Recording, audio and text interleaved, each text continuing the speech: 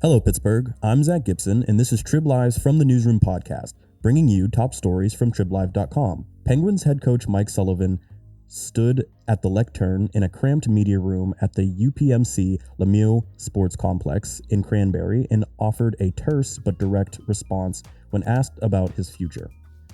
"My intentions are to be the head coach of the Pittsburgh Penguins," end quote, Sullivan said on April 18th, a day after the 2024-25 season concluded. 10 days later, on Monday, Sullivan and the Penguins agreed to part ways, ending the most successful tenure of any coach in the franchise's 57-year history.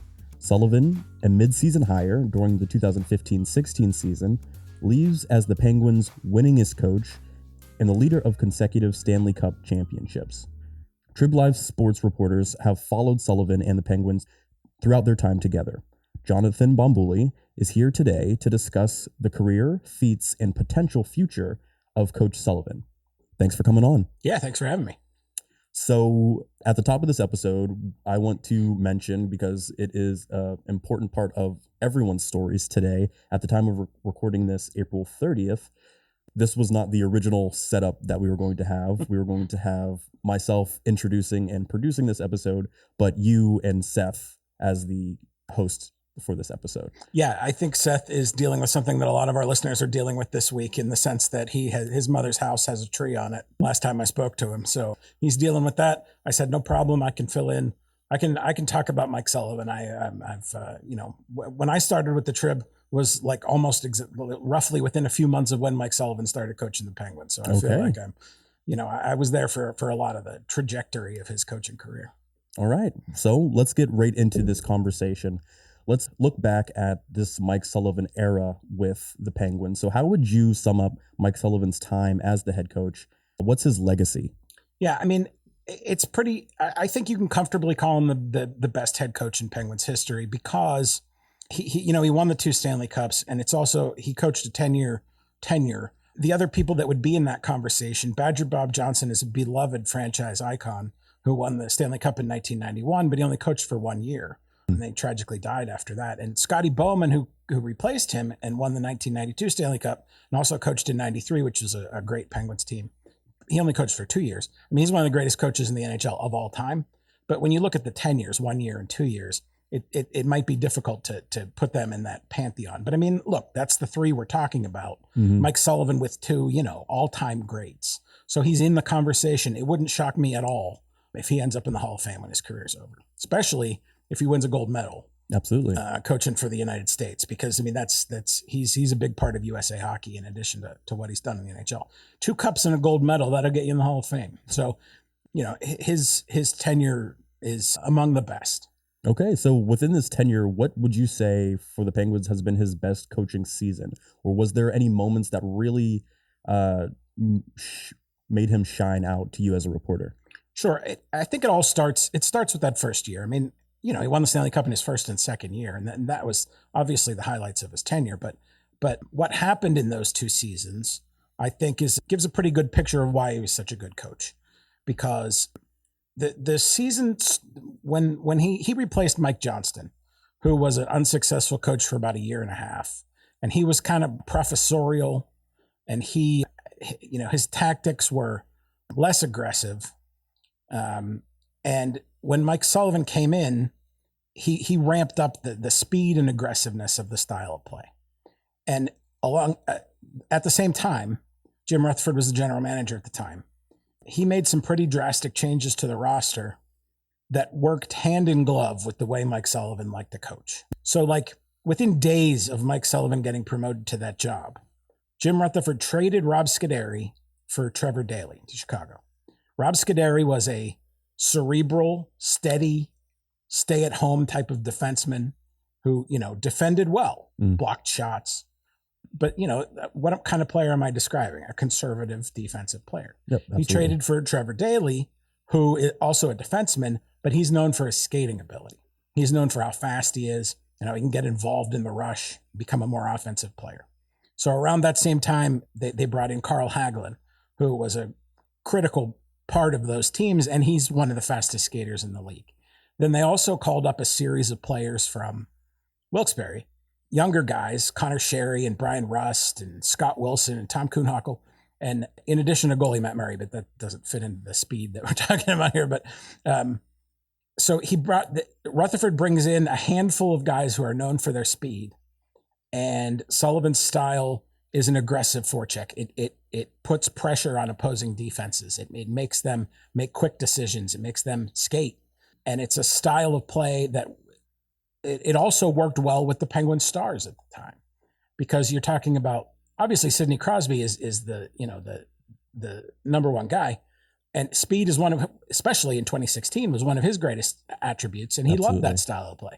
Like, he loved to press the pace and create offense and create turnovers and defend by being in the other end of the ice. The best defense is a good offense in this case. You know? Right. So Evgeny Malkin liked to play like that. Phil Kessel was on those teams, and Phil Kessel was a interesting character and everything like that. But one thing he could do was fly. I mean, he could skate.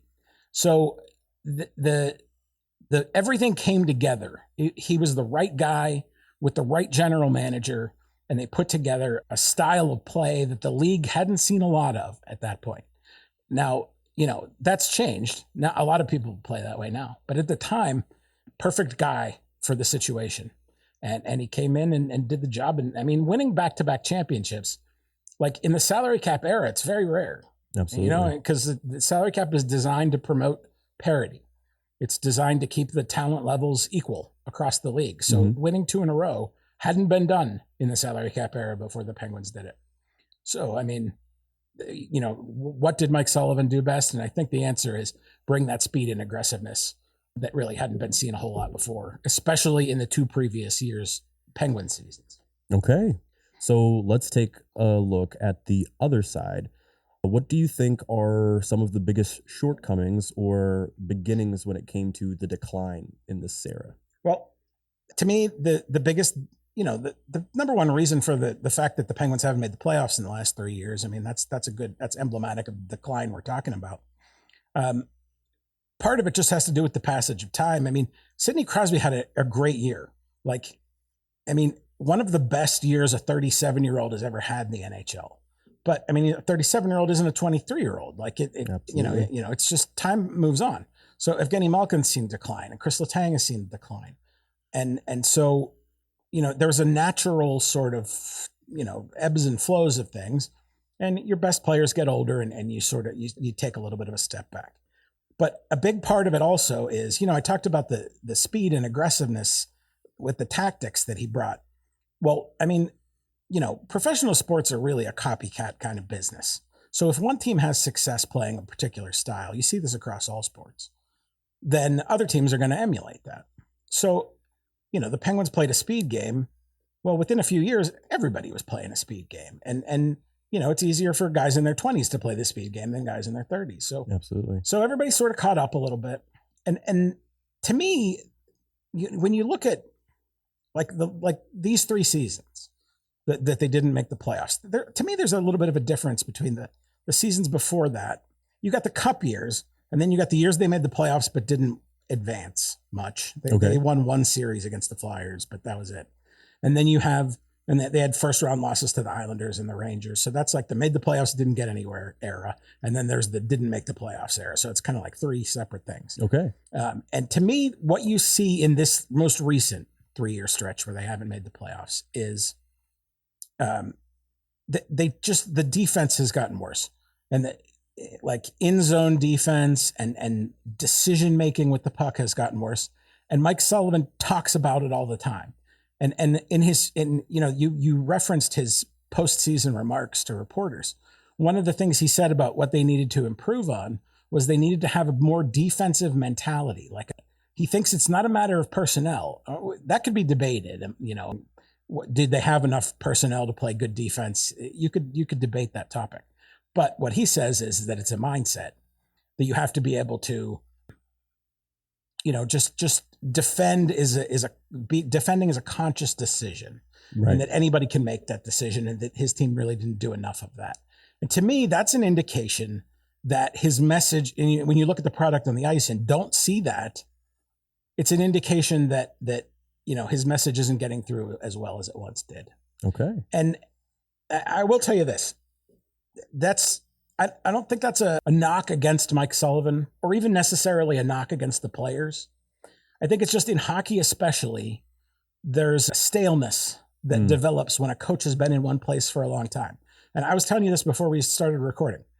In the NHL, the average coach's tenure is 2.3 seasons, which is like a blink of an eye if you really think about it. Yeah. I mean, look at the coaches before Mike Sullivan, they parted ways. I used air quotes, they parted ways. But you look at Mike Tomlin, look at Derek Shelton. These are coaches that have tenures, way over 2.3 seasons, right? Absolutely. So the fact that hockey just recycles coaches like crazy. As soon as the coach's message gets stale, boom, in hockey, they get rid of him. The average tenure in the NBA and NFL and Major League Baseball is over 4 years. So it's almost twice as long. So the fact that Mike Sullivan lasted 10 years is a bit of an upset. And the fact that it ended like it did, it really isn't shocking if you look at the overall way things go in hockey. And it's just part of the culture. Yeah, things are bound to get stale in a way. Things are bound to get stale. And also, culturally, owners and general managers are willing to just turn coaches over like crazy. It's part of the way things are done in the NHL as opposed to other sports. And so eventually that caught up with Mike Sullivan. Okay. Well, you mentioned a lot of big names, and obviously Sullivan coached some huge ones, Crosby, Malkin, Letang. So how have you seen his management style work with these names, these star power over the years? It's interesting because I thought when I first started covering Mike Sullivan, I thought his greatest sort of attribute was the way he dealt with young players. And let me tell you a little story. It's one of the favorite things I ever wrote about Mike Sullivan. Coaches, when they get to become established coaches, they have like sort of an area of expertise that they'll lecture on. Like, so, in the off season, you'll have a coaching clinic. Right. And so, and you see this in football, like a football coach will give a seminar about the, Tampa 2 or the, blitz schemes, something that they specialize in. Right. So Mike Sullivan was giving a lecture at a coaching seminar. I think it was sponsored by USA Hockey. And his area of expertise was how hockey players learn. And he talked about how the brain works. And he was talking about, I think it was called myelin, but it's a chemical in the brain that allows pathways to develop for your, with like synapses and things. I'm doing a bad job of explaining it because I wrote it a long time ago. I don't remember exactly the details of it, but he was talking about like the chemistry in the brains of hockey players and how they learn things. So his premise was that to make hockey players learn, they had to hit an obstacle and then they had to learn how to overcome that obstacle. And that wasn't just a matter of, teaching like a coach teaches tactics. Right. That was wiring their brains, their physical brain chemistry to learn how to overcome obstacles. And I just thought, I'd never heard a hockey coach talk like that before. And I thought it was really fascinating. And to take a little bit of a tangent, one of the dangers, I'm sure we'll get into something along these lines, of firing Mike Sullivan. I use firing because it feels more like a firing than a parting of ways. One of the dangers is the next coach you bring in is probably not going to be as innovative. He's probably not going to be as cerebral. He's probably not going to be as quote unquote good of a hockey coach. So that would make me uncomfortable if I was a GM saying like, why am I going to, the moment I get rid of Mike Sullivan, I'm looking for the next Mike Sullivan. Right. So it's not a matter of the next guy's going to be better. The next guy's just going to be different. So they'd reached a point where different was important. And so, I'm not sitting here killing Kyle Dubas for this situation. I understand it. Different was a necessity, but I don't know that you're necessarily going to get better. But so when I learned all that stuff about the way he focuses on learning and teaching, and I thought that his strengths would be working with young players. And it was in the early days, but there was much less of that as his tenure went on. And there's lots of reasons for that. One is the biggest one is that they didn't have prospects as good as they did back then, because when you have a period of success, you draft lower in the draft and you don't get as good prospects coming into your system. Right. And the first crop of guys, he gave them young guys, he gave them lots of responsibility because he trusted them. because he needed them, to change the culture, Of and course. because they were good quality prospects. And you got fewer of that as he went on, and it was to his detriment, because that young infusion of youth is something that every team needs in all sports, but especially hockey, where the young legs are so important. Absolutely. So I think he sort of got away from that. But in terms of dealing to your original question, I've gone on a tangent here. No, you're fine. Absolutely. Dealing with star players. To me, the best indication that he was good at that too is that Sidney Crosby swears by the guy. Evgeny Malkin likes the guy. Chris Letang only says good things about the guy. I mean, so these are the biggest of star players. And I think he had a good way when you're a coach at a high level, like, professional sports, you can't, I think there's an idea that maybe you should treat everyone the same. And that doesn't work. You have to treat everyone fairly, but you can't treat everyone the same. So there are times where guys that have high-end abilities get more of a leash to make mistakes. And I think Mike Sullivan believed that, and I think veteran players appreciated that. And I think he just did right by veteran players. He gave them the respect. To me, Sidney Crosby deserves so much respect for the way he plays and the way he carries himself and the way he's the things he's done for the team and the things he's done for the city. And I think Mike Sullivan, agreed with that and treated him that way. And that's how it has to be done. I mean, the idea of everyone being treated the same might sound great on paper, but it just doesn't work in reality. And I think that, Sidney Crosby also is never going to take advantage of that situation. Some players might. That's just not in his way of doing things. So that's why that relationship between those two guys worked out really well. And it does make you wonder. It's one of the big questions coming out of this situation is, obviously Sidney Crosby's not going to come out and say, I'm opposed to this decision. It's just not in his nature to do that. Kyle Dubas screwed up. Hi, I'm Sidney Crosby. Kyle Dubas screwed up. Right. He's never going to say that. But it does make you wonder if he's only got a few years left. And it makes you wonder if he wants to break in a new coach. I kind of suspect that he doesn't. That's a good point. Yeah, but I also kind of suspect that he saw the staleness, and he's always been good about that. He also, every time they've gotten rid of a coach, whether it was Dan Bylsma or Michael Therrien or even Mike Johnston, who wasn't very successful, Sidney Crosby talks about how the players internalize that, or at least he does. To be like, this guy lost his job because we weren't as good as we could have been. Yeah. And, that's an interesting way. I don't think all players feel that way, but Sidney Crosby does. And it's an interesting perspective. Very interesting. Now, in part of your answer, you did talk about the way that Sullivan worked with younger talent.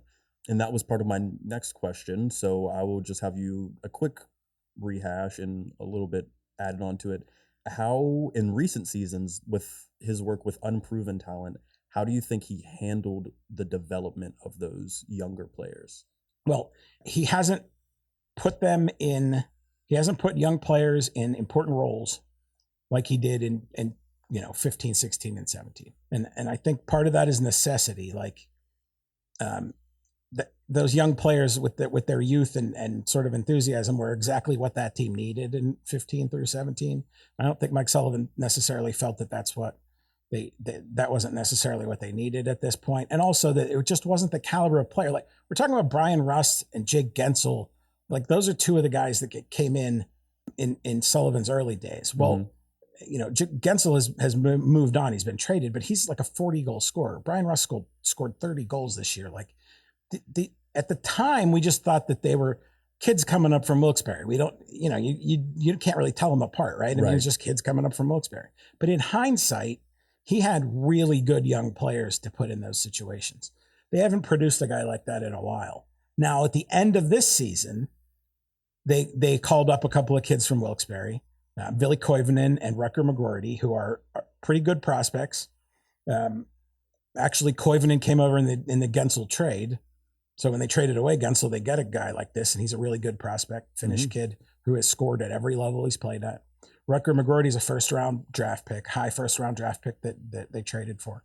And those two guys, Sullivan did give them the kind of responsibility and ice time that he gave those kids in the early years. And Okay. so I think he was starting to come to the realization that the inclusion of those kids was going to be an important part of bringing this team around. But now he's not going to get that chance, obviously. And, Right. and I mean, I really think that sort of reading between the lines of what Kyle Dubas said at his press conference after Sullivan was let go, the impression I get is that Sullivan was more focused on, he thought that the rebuild that the Penguins are in didn't have to take another couple of years. Okay. That they could maybe go aggressively try to acquire a couple of players and contend, boom, just like that, contend this season, upcoming next season. And I think Kyle Dubas sort of approaches it more holistically. Like he doesn't want to just sort of, piecemeal together a couple of guys and sneak into the playoffs. Right. He wants to build, keep acquiring draft picks, keep acquiring prospects, maybe make some trades to acquire young NHL players. He doesn't want any more guys in their 30s. He has enough of those guys. Right. He wants, if he can get a 23-year-old NHL player, he'll get a 23-year-old. So I think that the fundamental, it's not like it's not like a terrible disagreement between general manager and coach. We've seen those in sports history. Absolutely. It's sort of a mild, just sort of different takes on where they are in their life cycle. Right. And I think Sullivan was like, let's go sign a free agent and try to win, because he's a competitive guy and he's a coach and he wants to win. And Kyle Dubas, the GM, is like, let's kind of take it slow, build for another year, and then try to, sort of organically move back into contention and not just sneak into the playoffs contention, but vie for a Stanley Cup contention. I think that was the difference that ultimately led to the divorce. Okay. Well, we'll move on a little bit from the intermechanics of this Sullivan legacy and taking a larger view. So in your time reporting, I'm sure you've gotten to hear just the Pittsburgh take on Mike Sullivan. So how do the fans and the players view his time in Pittsburgh? Was he more beloved or respected, or were fans more recently looking for a change? Yeah, both. I think definitely the prevailing sentiment after he was let go was this was a necessary change. This was an overdue change. I know a lot of fans feel that way. I don't necessarily feel that way, but I know a lot of fans do. But they also absolutely 100% respect what he did for the franchise and winning those 2 championships. Because you really have to, if you take a minute, Crosby and Malkin came in together basically in 04, 05, 06. And they won the one champ. They went to the Stanley Cup Finals in 08 and lost, and then came back in 09 and won. Okay. And so, that was great. They won their championship. But then you're looking at 10, 11, 12, 13, 14, 15, 6 years where they had just playoff disappointments, injuries, all kinds of sort of things that went awry. 6 years, that's a long time. Absolutely. In hockey time, in a hockey player's career. Mm-hmm. Most players, that's half their career. Most players, that's their whole career. Yeah. But star players, that's half their career, third their career. So, and if that had been the end of it, if in 2015, a general manager had broken it up, if Ray Shero or Jim Rutherford had traded Malkin, traded Letang, blew it up and started over, I don't think any GM in their right mind would have ever traded Crosby. If Crosby and Malkin's legacy was they won 1 championship together, it would almost be seen as disappointing. That sounds crazy because winning a championship is hard. Right. And going to the finals twice in a row is really hard. And they're both seeing the full what it is now. Yeah, like that they almost would have been, these two came in with such fanfare and they only won us 1 ring. Now they won 3 rings and their legacy is unassailable. Absolutely. I mean, nobody can ever say that they didn't fulfill their expectations. They fulfilled it and then some. And I think people appreciate Mike Sullivan's role in that for sure. So it's funny. If you had like a public opinion poll about Mike Sullivan, his approval rating, like you'd have for a politician, 2 weeks ago, it would have been real low because people are like, his time's over. They haven't made the playoffs in 3 years. Today, it would probably be real high because I think now that he's out of the picture, people sort of look back fondly on what he did. I think Yeah, I mean, like, someday when he's retired and he comes back for the 50th anniversary of the 2016 Cup or something like that, he'll be revered like with the upper echelon of guys in the franchise. But 2 weeks ago, people were like, "Hey, let's get this bum out of here." That's just how it goes. I you know what? I don't think he'd even be offended by that. Coaches know that's how it goes. I mean, I remember talking to him one time about the shelf life of NHL coaches and how short it is. And he lamented it. He said he didn't think that was necessarily the best for, just for developing teams. Right. But he said he gets it. Like, you're hired to be fired. I mean, believe me, he's not, I don't think he's crying himself to sleep at night. First of all, he's a well-respected coach that's probably going to have people beating down his door to hire him. But if he just wanted to sit at home and go fishing every day and play golf and I think he and his family like to play spike ball or pickleball, something like that. He could do that for 2 years and still make, because he had 2 years left on his deal. So he could sit there and make like, I don't know, $11 million or $13 million over 2 years, just kind of hanging out. He's a really competitive guy. I don't think he'll do that, but I think he wants to get back into the fight, but he could do that. It would be, I don't know, that would be an attractive offer to me. I don't know. That's what I'm saying. Absolutely. Yeah. Well, that's leading right into my next section here. As we get closer to the end, I want to look a little bit about the timing of this split. We've talked about it a lot, but do you think this was the right decision for right now? I'm sure there have been a lot that have said it's been time. Obviously, this is a very long career to be in one position.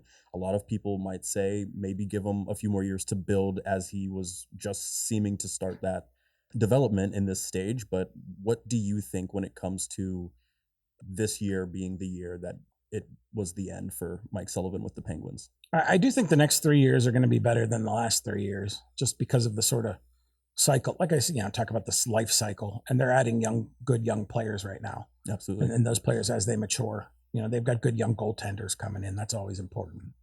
I think the next coach is probably, I wouldn't say the next coach is like, this isn't the greatest job in the NHL because your best players are still in their upper 30s. So that's not ideal. Right. But there's some good young kids coming in, and there's a possibility that you're on the ascent.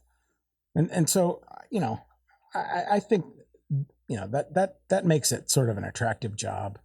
I've taken this question in a different direction, and I feel like I've forgotten the original question. What was it? Just seeing whether or not this decision was the right time. Oh yeah. Okay. The timing. Right.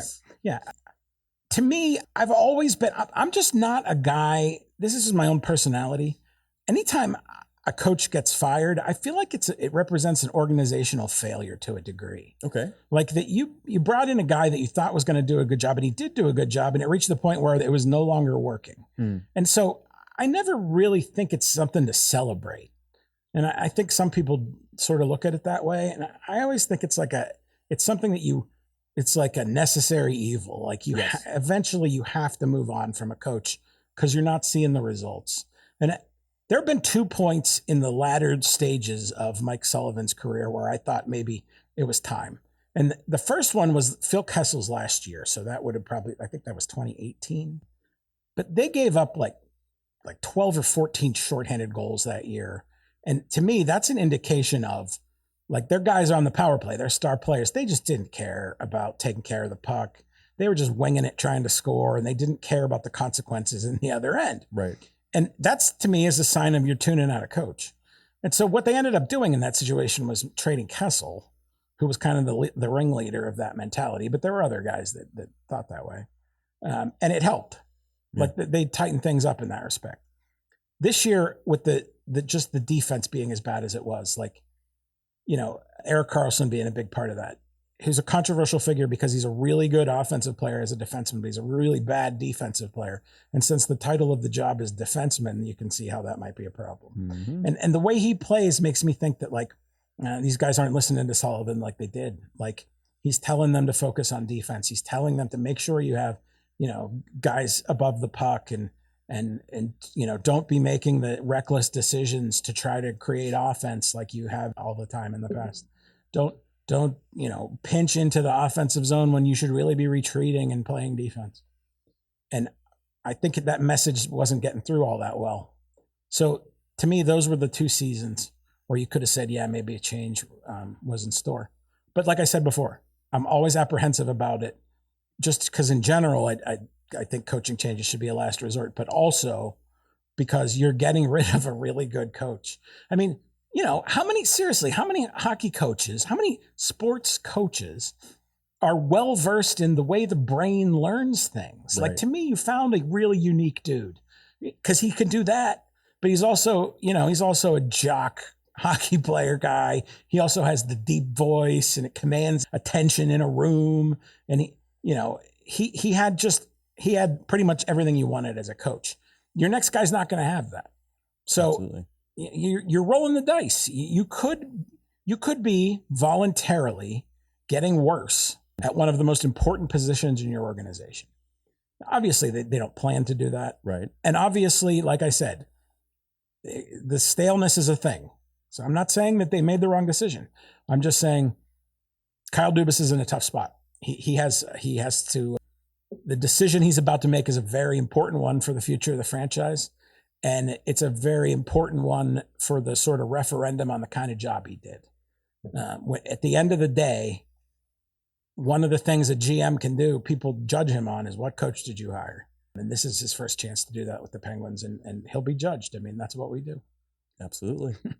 So let's talk about some of these potential dice rolls. Real briefly,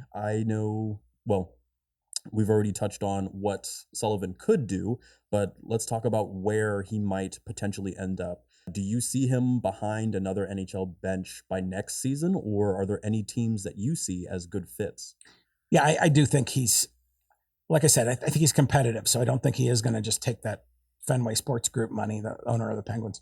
I don't think he's just going to take their money and chill for 2 years. I think there's going to be teams that aggressively pursue him, and I think he's going to take one of those jobs. And it's interesting, Jim Rutherford is the former Penguins GM, is the president in Vancouver now. And he is also looking for a coach. And he said, obviously people put 2 and 2 together and say, hey, you're going to hire your old coach, Mike Sullivan, to be the coach in Vancouver. Right. And Jim Rutherford is an interesting cat, because he just speaks his mind at press conferences, which most public figures in politics and sports don't do. Right. And he just said, yeah, I think Mike Sullivan wants to stay out east, so he's probably not going to be an option for us. So he just blurted that out. And so that sort of limits where Sullivan could end up. Right. I think the two choices, the most obvious choices, are the Rangers and Boston Bruins.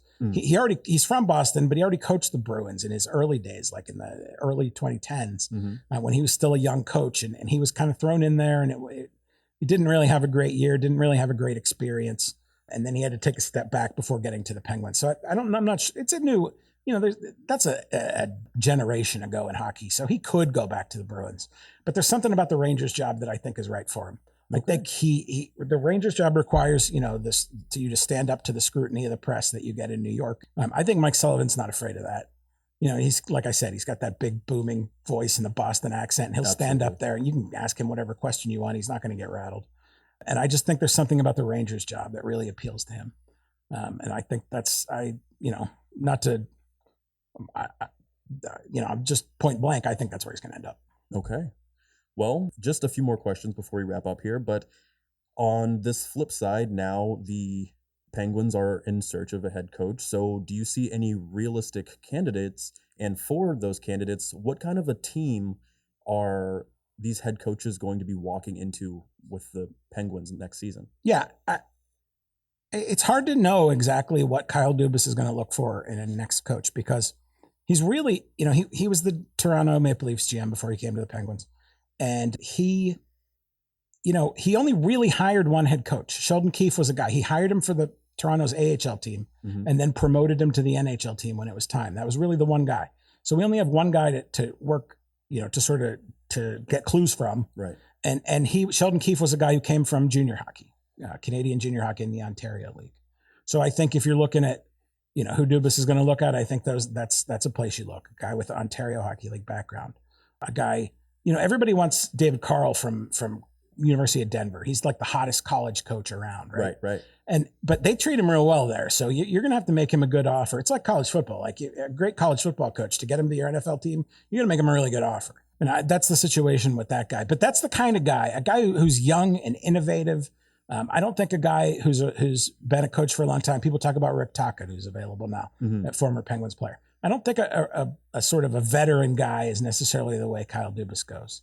I think he goes with a young guy, maybe a college guy, a junior guy, or a guy coming from the minor leagues who has that kind of, I talked about Sullivan brought that speed and aggressiveness. Absolutely. Maybe the next guy who has the next sort of innovative approach.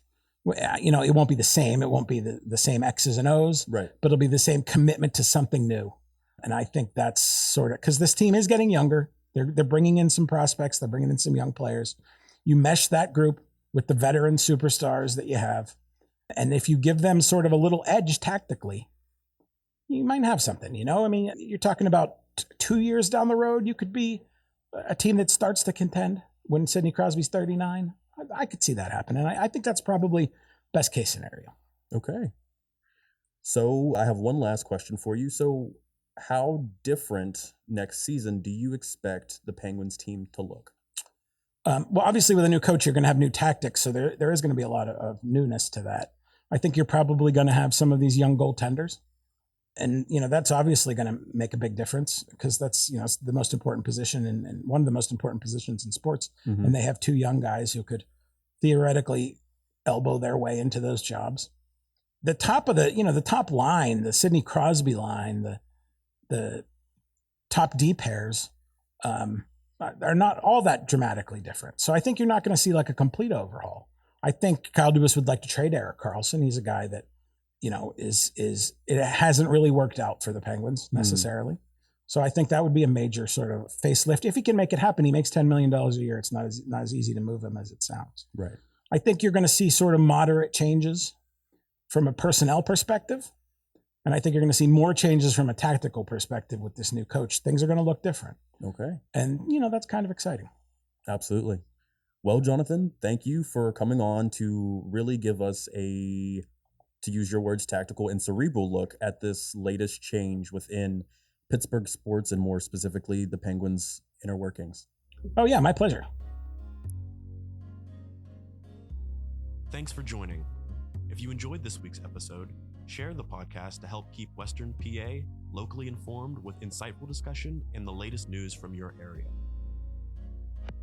It's an easy way to spread the word, and it helps our podcast reach more people like you.